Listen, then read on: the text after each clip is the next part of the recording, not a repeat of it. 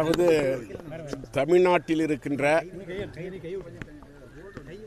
அதிமுக தொண்டர்கள் 100%த்தில் 99.9% அதிமுக இணைய வேண்டும். 2026 புரட்சித் தலைவர் புரட்சித் தலைவி ஆட்சி கொண்டு வர வேண்டும் என்று எண்ணுகிறார்கள். அந்த எண்ணத்தை நிச்சயமாக அம்மா ஆத்மா புரட்சித் தலைவர் ஆத்மா நிறைவேற்றும் என்ற நம்பிக்கை எங்களுக்கு இருக்கிறது. 26 புரட்சித் தலைவர் புரட்சித் தலைவி ஆட்சி தமிழ்நாட்டில் ஏற்படும்.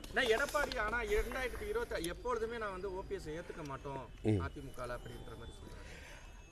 அதாவது நாங்கள் யாரையும் இழக்க விரும்பலை, எடப்பாடியும் இழக்க விரும்பலை, மற்றவர்களையும் இழக்க விரும்பலை. அப்படி அவர்கள் இந்த இயக்கம் ஒன்றாக வேண்டும் என்று நினைக்காதவர்கள், விரும்பாதவர்கள் அவர்களாகவே வெளியேறி விடுவார்கள். இது காலத்தின் கட்டாயம்.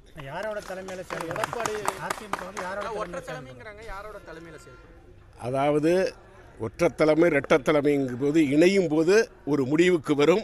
ஆனால் 2025 டிசம்பருக்குள் ஒரு நல்ல முடிவு ஏற்படும். சார், எடப்பாடியாவே அதிமுக அலைஞ்சு விட்டார். டிடிவி தினகரன் இந்த 2026 தேர்தலில் எடப்பாடியாலே அதாவது அவர் இந்த நாடாளுமன்ற தேர்தலில் அவருடைய செயல்பாடுகள், கடந்த சட்டமன்ற தேர்தலில் அவருடைய செயல்பாடுகள், இதையெல்லாம் கருத்தில் கொண்டுதான் எடப்பாடி இந்த இயக்கத்தை அழித்து விடுவார் என்று திரு டிடிவி அவர்கள் கூறியிருக்கிறார்கள்.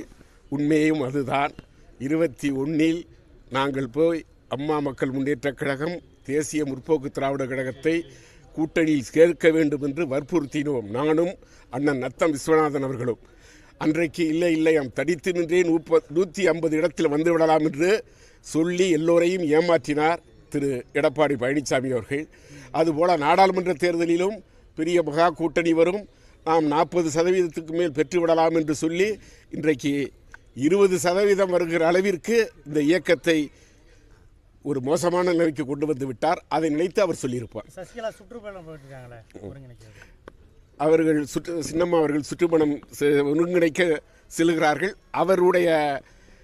அவரையும் டிடிவி அவர்களையும் ஓபிஎஸ் அவர்களையும் எடப்பாடி அவர்களையும் அனைத்தையும் ஒன்றிணைக்க வேண்டும் என்பதுதான் ஒவ்வொருடைய தொண்டனின் எண்ணம்.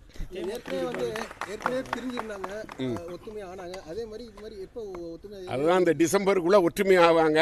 26 அதிமுக ஆட்சி தான் எழுதி வச்சுங்க. போங்க. ரைட். வணக்கம்.